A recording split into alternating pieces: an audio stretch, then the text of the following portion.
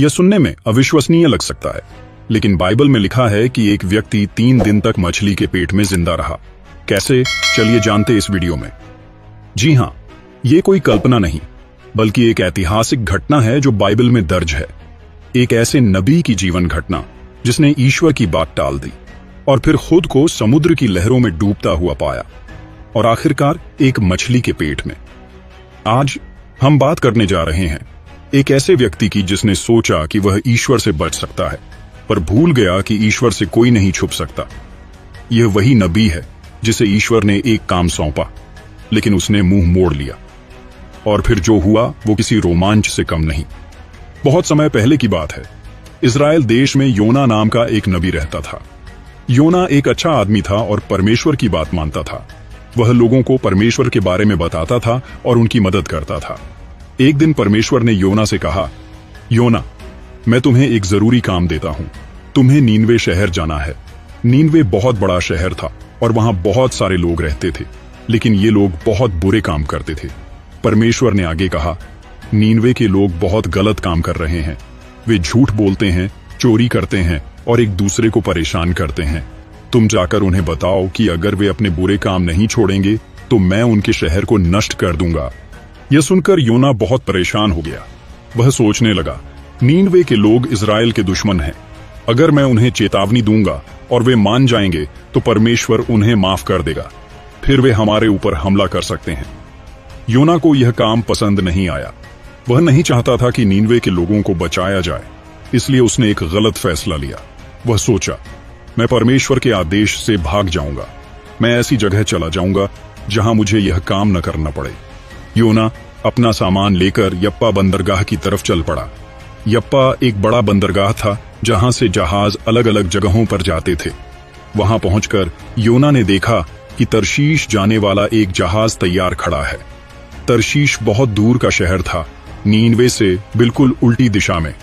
योना ने सोचा, अच्छा है, मैं यहां से जितना दूर जा सकूं उतना दूर जाऊंगा। उसने जहाज का किराया दिया और जहाज पर सवार हो गया। जहाज में और भी यात्री थे। कुछ व्यापारी थे जो अपना सामान बेचने जा रहे थे। कुछ लोग अपने परिवार से मिलने जा रहे थे। सभी खुश थे कि उनका सफर शुरू हो गया है। योना जहाज के सबसे नीचे वाले हिस्से में गया और वहां लेट गया। उसका दिल बहुत भारी था। वह जानता था कि वह गलत काम कर रहा है, लेकिन वह परमेश्वर की बात नहीं मानना चाहता था। कुछ देर बाद जहाज समुद्र में चलने लगा। शुरू में सब कुछ ठीक था, मौसम अच्छा था और हवा भी धीरे धीरे चल रही थी, लेकिन अचानक मौसम बदल गया। परमेश्वर ने समुद्र पर जोरों की आंधी भेजी। हवा बहुत तेज चलने लगी और समुद्र में बड़ी बड़ी लहरें उठने लगी। जहाज ऊपर नीचे होने लगा जैसे कोई खिलौना हो। जहाज के लोग बहुत डर गए। उन्होंने इतना भयानक तूफान कभी नहीं देखा था। लहरें इतनी ऊंची थीं कि जहाज को डुबोने की धमकी दे रही थी। जहाज में पानी भरने लगा।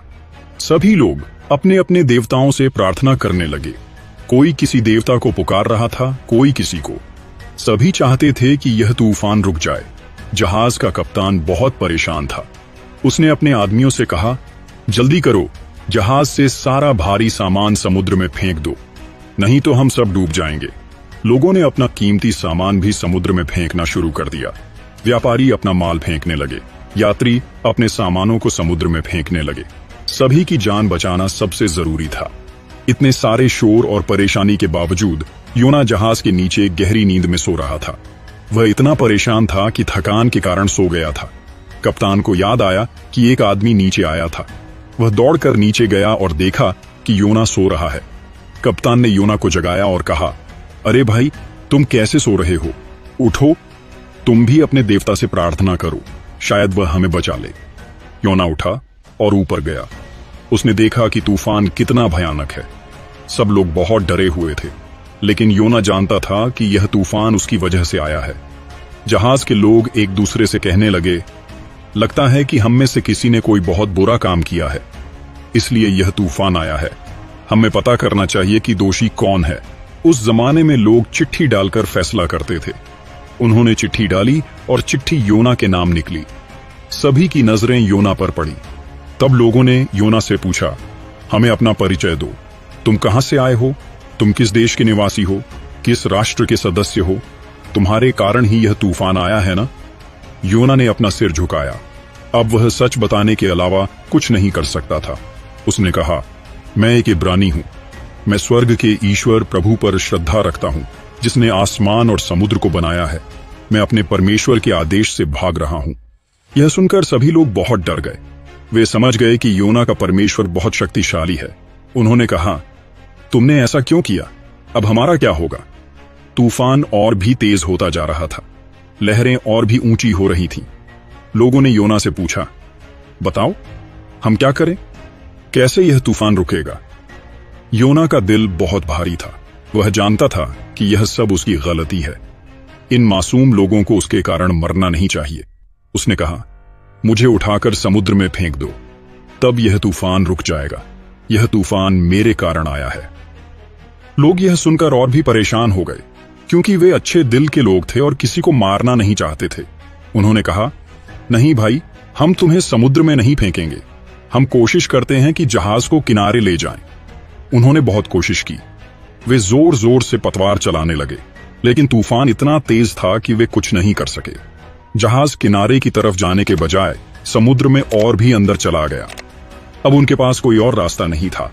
वे समझ गए कि योना की बात सच है। उन्होंने परमेश्वर से प्रार्थना की और कहा, हे परमेश्वर, हम इस आदमी को समुद्र में फेंकने पर मजबूर हैं। हमें इसकी मौत का दोष मत देना। जो कुछ हो रहा है वह तेरी इच्छा से हो रहा है। फिर उन्होंने योना को उठाया और समुद्र में फेंक दिया। जैसे ही योना समुद्र में गिरा, तूफान रुक गया। समुद्र एकदम शांत हो गया। हवा भी रुक गई। यह देखकर जहाज के लोग बहुत हैरान हुए। उन्होंने कहा, वाह, योना का परमेश्वर कितना शक्तिशाली है। उसने एक ही पल में तूफान रोक दिया। वे सभी योना के परमेश्वर का सम्मान करने लगे। अब योना समुद्र में था। समुद्र बहुत गहरा था और योना तैरना जानता था, लेकिन वह जानता था कि वह ज्यादा देर तक नहीं तैर सकता और थोड़ी देर बाद वह डूबने लगा। लेकिन परमेश्वर ने योना को मरने नहीं दिया। उसने एक बहुत बड़ी मछली तैयार की थी। यह मछली इतनी बड़ी थी कि एक आदमी को आसानी से निगल सकती थी। जैसे ही योना डूबने लगा, वह बड़ी मछली आई और योना को निगल गई। योना पूरा का पूरा मछली के पेट में चला गया, लेकिन परमेश्वर ने मछली को ऐसा बनाया था कि योना मर ना जाए। मछली के पेट में बहुत अंधेरा था। योना को कुछ भी दिखाई नहीं दे रहा था। वहां बहुत बदबू भी थी। योना को सांस लेने में परेशानी हो रही थी, लेकिन वह जिंदा था। अब योना को अपनी गलती का एहसास हुआ। वह समझ गया कि परमेश्वर से भागना कितनी बड़ी गलती थी। वह रोने लगा और परमेश्वर से माफी मांगने लगा। योना 3 दिन और 3 रात मछली के पेट में रहा। यह 3 दिन उसके जीवन के सबसे कठिन दिन थे। हर समय अंधेरा था। कुछ खाने को नहीं था, पानी भी नहीं था। लेकिन इन 3 दिनों में योना ने बहुत सोचा। वह समझ गया कि परमेश्वर से भागना बेकार है। परमेश्वर तो हर जगह है। वह आसमान में भी है, समुद्र में भी है। योना ने परमेश्वर से बात की। उसने कहा, हे परमेश्वर, मैंने बहुत बड़ी गलती की है। मैंने तेरी बात नहीं मानी। मैं तुझसे भागने की कोशिश की, लेकिन अब मैं समझ गया हूं कि तू हर जगह है। वह आगे बोला, मैं मरने के करीब था, लेकिन तूने मुझे बचाया। मैं समुद्र में डूब रहा था, लेकिन तूने इस मछली के द्वारा मुझे बचाया। तू कितना दयालु है। योना ने परमेश्वर से वादा किया, अगर तू मुझे यहां से निकालेगा तो मैं तेरी हर बात मानूंगा। मैं नीनवे जाऊंगा और वहां के लोगों को तेरा संदेश दूंगा। मैं फिर कभी तुझसे नहीं भागूंगा।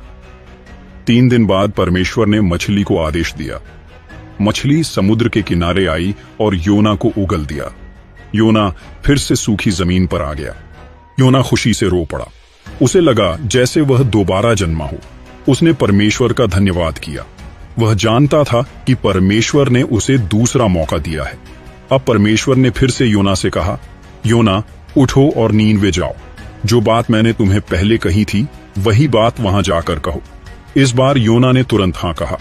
उसने कहा, हां परमेश्वर, मैं जाऊंगा। मैं तेरी बात मानूंगा। वह उठा और नीनवे की तरफ चल पड़ा। नीनवे जाने में योना को कई दिन लगे। रास्ते में वह सोचता रहा कि वह लोगों से क्या कहेगा। वह जानता था कि नीनवे के लोग बहुत बुरे हैं और हो सकता है कि वे उसकी बात ना माने। लेकिन अब योना परमेश्वर पर भरोसा करता था।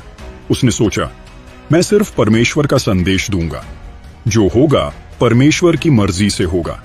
नीनवे बहुत बड़ा शहर था। इसे पूरा घूमने में 3 दिन लगते थे। यहाँ लाखों लोग रहते थे। यह उस जमाने का सबसे बड़े शहरों में से एक था। योना नीनवे में प्रवेश किया और वह उपदेश देने लगा, सुनो, मैं परमेश्वर का संदेश लेकर आया हूं। अब से 40 दिन बाद नीनवे शहर नष्ट हो जाएगा, क्योंकि परमेश्वर तुम्हारे बुरे कामों से बहुत नाराज है। लोग योना की बात सुनकर रुकने लगे। कुछ लोग हंसे और कुछ नाराज हुए। लेकिन जैसे जैसे योना का संदेश फैलता गया, लोग डरने लगे। योना ने कहा, तुम लोग झूठ बोलते हो, चोरी करते हो, एक दूसरे को मारते हो, तुम गरीबों को परेशान करते हो।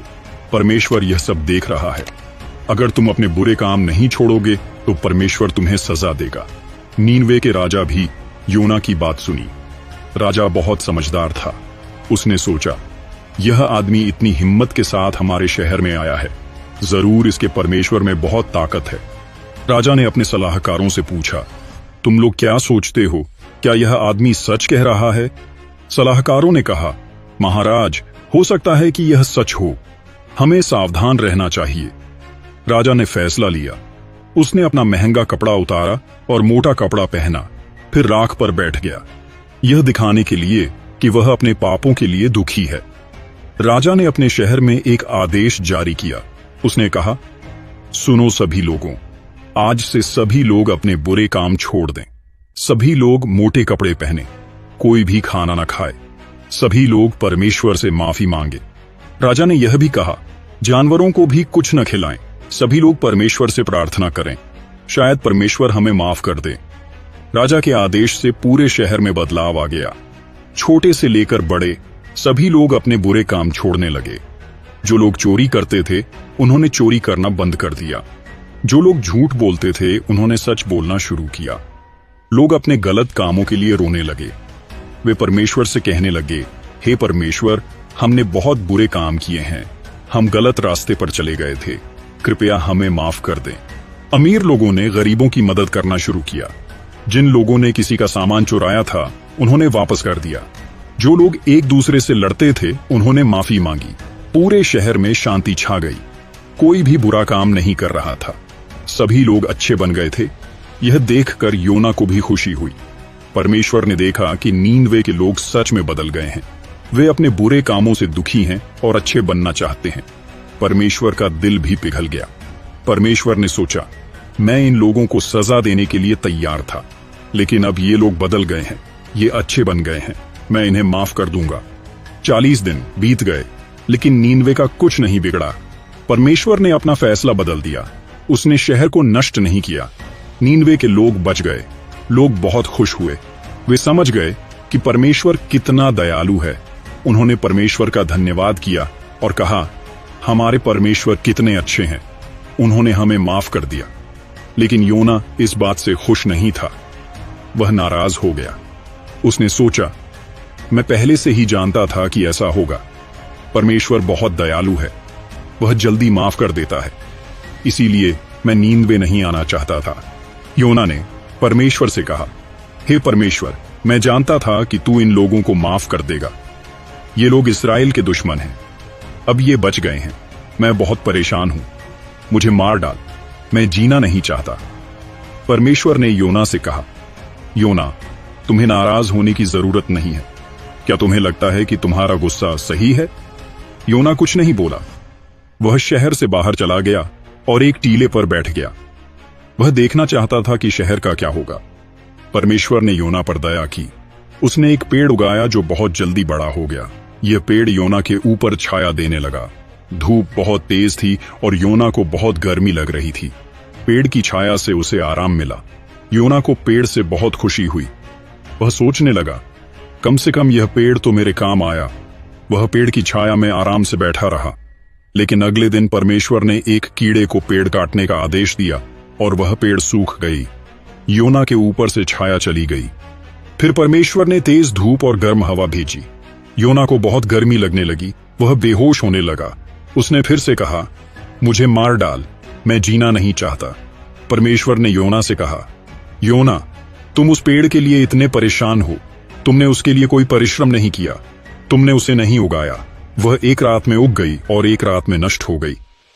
परमेश्वर ने आगे कहा, तो फिर मैं नीनवे शहर के लिए परेशान क्यों ना हूं। उस शहर में 1 लाख से ज्यादा लोग रहते हैं। उनमें बहुत से बच्चे भी हैं जो अच्छे बुरे की पहचान भी नहीं कर सकते। वहां बहुत सारे जानवर भी हैं। परमेश्वर ने कहा, योना, तुम एक पेड़ के लिए इतने दुखी हो, तो क्या मैं इतने सारे लोगों और जानवरों के लिए दुखी ना हूं? मैं सबसे प्यार करता हूं। मैं चाहता हूं कि सभी लोग अच्छे बने और खुशी से जिएं। योना अब समझ गया कि परमेश्वर की बात सही है। उसे एहसास हुआ कि परमेश्वर सिर्फ इज़राइल के लोगों से ही प्यार नहीं करता, बल्कि सभी लोगों से प्यार करता है। चाहे वे कहीं भी रहते हों, परमेश्वर उन सभी को बचाना चाहता है। योना को अपनी गलती का एहसास हुआ। उसने सोचा, मैं कितना स्वार्थी था। मैं चाहता था कि सिर्फ मेरे लोग बचें, लेकिन परमेश्वर तो सभी लोगों का पिता है। वह सबसे प्यार करता है। योना ने परमेश्वर से माफी मांगी। उसने कहा, हे परमेश्वर, मैं गलत था। मैं नीनवे के लोगों से नफरत करता था, लेकिन तूने मुझे दिखाया कि प्यार करना कितना जरूरी है। तू सबसे प्यार करता है। योना अब खुश था कि नीनवे के लोग बच गए। वह समझ गया कि परमेश्वर कितना दयालु है। परमेश्वर किसी को भी नष्ट नहीं करना चाहता। वह चाहता है कि सभी लोग अपने बुरे काम छोड़ दें और अच्छे बन जाएं। नीनवे के लोग अपने नए जीवन में खुश थे। वे रोज परमेश्वर को धन्यवाद करते थे। उन्होंने अपने बुरे काम हमेशा के लिए छोड़ दिए थे। व्यापारी लोग ईमानदारी से काम करने लगे। वे किसी को धोखा नहीं देते थे। न्यायाधीश सच्चा न्याय करने लगे। वे गरीबों और अमीरों के साथ एक जैसा व्यवहार करते थे। गरीब लोगों की मदद की जाने लगी। अमीर लोग अपनी दौलत बांटने लगे। बीमार लोगों की देखभाल की जाने लगी। बूढ़े लोगों का सम्मान किया जाने लगा। बच्चे भी अच्छी बातें सीखने लगे। वे अपने माता पिता की आज्ञा मानने लगे। वे एक दूसरे से प्यार करने लगे। झूठ बोलना बंद कर दिया। पूरे शहर में शांति और खुशी छा गई। योना अब नीनवे से वापस अपने घर जाने की तैयारी करने लगा। नीनवे के लोगों ने उसे बहुत सम्मान दिया।